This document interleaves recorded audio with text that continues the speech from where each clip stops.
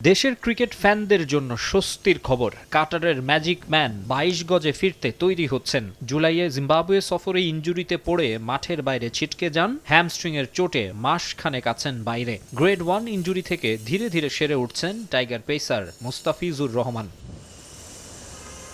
Home সিরিজগুলোতে টানা সাফল্যের সুখস্মৃতি নিয়ে জিম্বাবুয়ে সফরে গিয়েছিল বাংলাদেশ দল, তবে আফ্রিকান সয়েলে খুব একটা সুবিধা করতে পারেনি তারা। একমাত্র টেস্টে হার ইনিংস ব্যবধানে, টি-20 জিতলেও হেরেছে ওয়ানডে সিরিজ। ওই সফরে একটা ম্যাচেই মাঠে নেমেছিলেন মোস্তাফিজ। হারারেতে সিরিজের প্রথম ওয়ানডেতে সেদিন পুরো 10 ওভার বোলিং করা হয়নি তার। চোটের কারণে বোলিং করতে পেরেছিলেন 6 ওভার।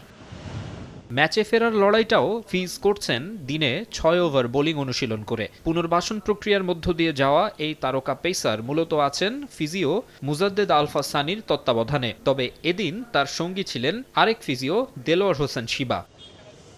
কবে নাগাদ মাঠে ফিরতে পারবেন মোস্তাফিজ তা এখনও আনুষ্ঠানিকভাবে জানাননি বিসিবি চিকিৎসকরা, তবে জানা গেছে শিগগিরই সম্পূর্ণ ফিট হয়ে উঠবেন কাটার মাস্টার।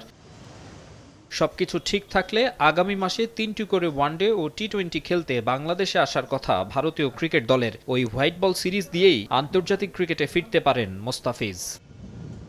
মাকসুম আলম খান, সময় সংবাদ, ঢাকা।